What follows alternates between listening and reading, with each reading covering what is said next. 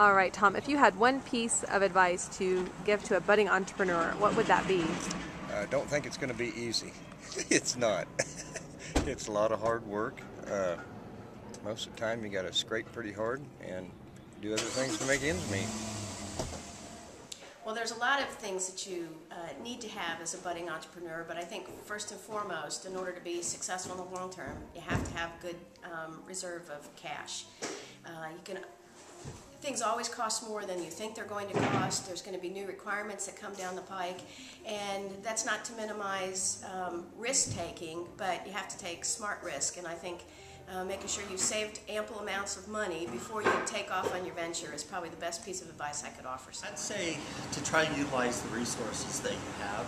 I mean, I think so often, you know, when you go into business, you think, well, I got to hire this contract, and I got to do this, and I got to do that. You know, and you're trying to figure out, gosh, where am I going to come up with all this money?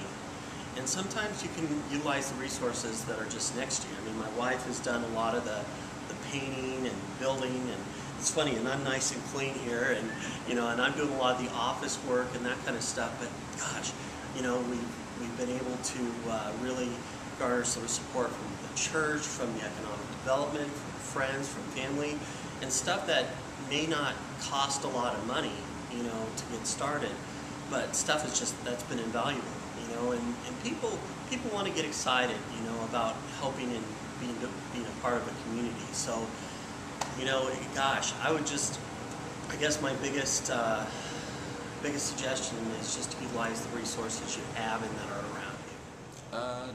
Do your homework. There's really no detail too small that you want to make sure that you go through them all.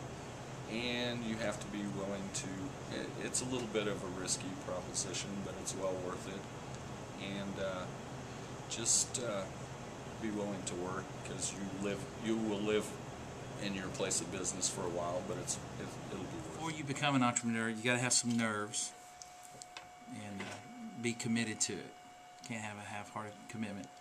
And don't be afraid, and weather through the storm, and look in your community for funds available before you take on a partner, if you can.